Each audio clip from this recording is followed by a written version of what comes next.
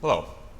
Welcome to today's coffee conversation at the Riga Conference 2016 about populism and its threat to the transatlantic relation. We've all seen the rise of populist fringe parties in Europe. We see a very populist campaign in the United States. On both sides of the Atlantic, we see politicians questioning the old structures, the traditional stable structures of European integration and transatlantic relations. And today we'll be talking about that. My name is Pauls Rauceps. I'm a journalist here in Latvia at the weekly magazine Ir, and I'll be talking with Dr. Artis Pabriks, who is a member of the European Parliament, and with Mr. Craig Kennedy, who is a senior fellow at the Hudson Foundation and used to be the president of the German Marshall Fund of the United States. I think it's fairly clear that these populist, no longer really fringe parties, are threatening the structures of international cooperation that we've had in the West for many decades now. So I think in the time we have, which is unfortunately not unlimited, let's talk about, first of all, the roots of these, the popularity of these movements, and second of all, what can we do, and not just in the long term, but right now, because in the short term we see that a 3-month campaign in the United Kingdom can lead to a vote that has really, destabilize possibly Europe as a whole. So what can we do? So first of all, about the roots, and what can we do even in the short term? Mr. Pabriks. Well, as far as the roots, we must understand that populism always existed in politics. The question is, can we manage that, and can we keep it on a healthy level? And at this moment, I think that one of the reasons, or the biggest reasons in general change in a global perspective, starting with climate change, with technological change, IT, new technologies, and many people are actually they're starting to get fear about their future because they can't anymore have the same economic level. They can't provide their families with that security what they had before. And obviously, we established politicians are probably in some way incapable by using the old medicine in the new age to provide them with the right solutions. And this really gives a rise to populism. And my claim would be that if we want to have a combined good medicine against populism, which is definitely a great danger at this moment, and which is exhibiting itself as, for instance, a claim for direct democracy and etc. If we want to manage this, we have to really be more courageous, and we have to think about new ways. How can we actually give the right answers and solutions to people on the street? Because at this moment, when they are listening, what many of us are talking, they see the difference between what we say and what is happening in reality. And that is the biggest danger, and this is the biggest, let's say, fertilizer for any populist movement. Mm-hmm. Mr. Kennedy. Well, I think the roots on both sides of the Atlantic are really insecurity, both economic and cultural.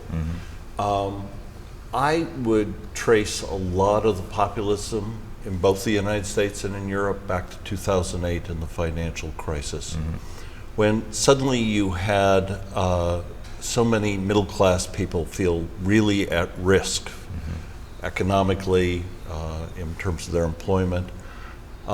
It also heightened a lot of the feelings about kind of the division of resources within societies. If you would have told me 10 years ago that you'd have presidential campaigns in the United States where both in the primaries and now in the general, the banks were the target of everybody's criticism, and the notion that people that hang out with wealthy people somehow have been corrupted, I would have been shocked. But I think that this profound sense of economic insecurity and cultural insecurity is really at the roots. What should be done? I think the first thing that should be done is we shouldn't do a broad brush caricature of these populist movements. It's too easy to call them racist or right-wing or whatever. I know a fair number of perfectly rational, decent human beings in the United States that either voted for Bernie Sanders in the Democratic primary or supported Donald Trump. And it's often people who come from middle class backgrounds who haven't seen their incomes change at all in the last decade. So we shouldn't try to read too much into it. The second thing is, it is the economy, stupid. The famous line from 1992 and the Bill Clinton campaign. I think if in Europe and in the United States you really started to have robust economic growth, which I think is unlikely, but if you did, I think a lot of these populist movements would disappear fairly quickly. Okay, but first of all, as you've said, robust economic growth is not a very likely solution, at least in the short or middle term. And second of all, we have challenges right now. I mean, Brexit came up and there was a 3-month campaign and the Cameron government was not able to convince enough people to vote in favor of staying in the European Union. How can you, in these kind of the short-term perspective, how can you convince people that things are going to be better, that they will be listened to, or that we're going to solve the problems that they feel need to be addressed? Mr. Fabricio, the politician, what would you do? Well, sorry, I don't think that there is short-term medicine for long-term problems. And I actually would disagree that we cannot find a growth or solution to this. Yes, we can do, but the first what we must stop digging once we are in the ditch. And in this case, the paradox is either with individuals or with societies or with states, once they feel endangered, they're trying to close windows and doors and trying to separate themselves. And this is what many communities and politicians now are offering in Europe, and we are becoming increasingly an island, because Bosphorus is increasing, in its width, and also transatlantic waters are increasing. So we are trying to become more protectionist. We are trying to close down. Either it is about questions about CETA or TTIP or TPP or any other connections. And of course, economic closure or protectionism is leading to political protectionism. And political protectionism is leading away from a really liberal democratic point of view. So this is where I see the danger. So what we have to do, we still have to really take the fight and to say that, this is not a short-term solution what populists are offering. We must do exactly the opposite, and more convincingly, and not to wait, because many causes and many problems what we are facing now are actually because we have been delaying an action as a politicians. Well, I think it's so easy for politicians to pick up easy solutions to these fears, whether it's building walls on the borders or cracking down on refugees or claiming that it's global trade that's the source of all problems. What I hope comes out of this US election is a set of serious ideas on both the right and left on how you address the serious ideas on how you address the insecurities of middle class and working class families. And I would say through much of Europe, I would give the same advice. But we also have to be willing to actually engage the people who are promoting these crazy protectionist ideas and call them out for what they are, which is really they're playing on people's fears rather than providing serious answers to those fears.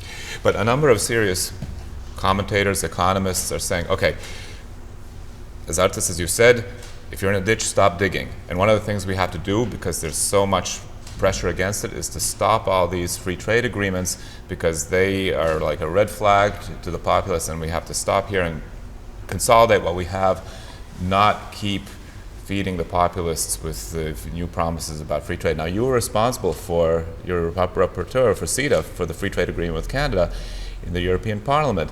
I mean, how do you answer these people? I mean, serious economists to say, no, this is the moment where we have to stop this and just consolidate what we have. Well, actually, we cannot so easily stop. And the problem is that populist movements, and particularly European left, and also maybe US left, they have been telling that trade deals they are the ones which are increasing inequality or giving less chances for people. I claim it's totally wrong, because it's just like with a hammer. Hammer is not beating you on finger. It's just a tool. Yeah. Economic trade deal cannot be the one who increases or decreases inequality. This is a question for governments. So trade deals are increasing prosperity. How prosperity is distributed, don't ask in the trade deals is. So from that perspective, I think that if we are stopping now with the trade deals, one more thing, yes, look, it's very much connected also, and I have to defend here our American partners, with the increasing movement in European continent of anti-Americanism, because generations and people has forgotten how much actually American engagement in Europe have been giving. And you can see the same people who are claiming that they don't want a trade deal with the United States are the same ones who actually want sanctions to be lifted against Russia. So that's a paradox. So how do they see this? So where is the real value policy of European Union? One of the things that I'd actually urge anyone who's watching this broadcast to do is the European Council on Foreign Relations did a really interesting study of populist parties on both the left and right in Europe, looking at their foreign policy stands and their stands on trade. And there were 2 or 3 commonalities. One, they tended to be pro-Russian, both left and right. They tended to be anti-American, and they tended to be heavily protectionist. And anti-EU. And anti-EU.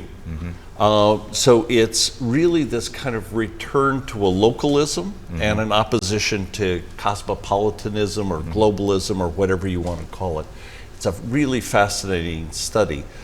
What it also says, though, when you start to go out and talk to people in these parties, is the range of opinions and the range of people within them are significant. And I guess one idea that I would certainly push on the European side is that mainstream parties have to start to think about how do you pick off that moderate, the most moderate, rational wing of those populist parties and integrate them into more conventional political structures, rather than leaving them out there kind of isolated and alone and getting angrier and angrier. One thing that's undoubtedly driving this disaffection is also a sense that the political systems are dysfunctional. We see that. I mean, Wallonia, less than 1% of the European population can stop a free trade agreement with CETA. Gridlock in Congress. Are there any things that should be done at this level, at the political systems, to address the concerns of people? Well, I still would repeat the thing that difficult times need greater leaders. And Wallonian case, in some respect, could be avoided if some of political leaders in European Union and in some nation states would not actually claim that this agreement, CETA, is a mixed agreement. What basically it means. It shows that we are taking away a trade decision making, which was EU category from 1956, and giving to national parliaments. And at the same time we have inconsistency, because once we speak about migration quotas, then we suddenly want to say that this new policy is immediately placed only in Brussels. So if political leaders would be responsible and tell we face the opposition to trade deals at home, then we would manage this. Well, let's just face the simple fact that one of the things that's happened in both the United States and Europe is a decline in the credibility of elites, both political and intellectual. You can see it in President Obama's interview in the Atlantic Monthly. You can see it in a lot of other places. You know, until we can restore some kind of faith that political leaders and intellectual leaders on both sides of the Atlantic actually have ideas for addressing these serious problems, we're going to continue to have a populist. And just very briefly, you brought up Russia, both of you. Clearly, Russia is interested in encouraging these movements, fomenting this kind of disaffection in Western societies. Anything that can be done on this? Well, stay united. Look for ways to also counteract their very, very sophisticated social media operations that they use both in the United States and Europe. Thank you, Mr. Pabriks. Thank you, Mr. Kennedy. Thank you for watching. I hope you had an interesting and informative coffee break. Thank you.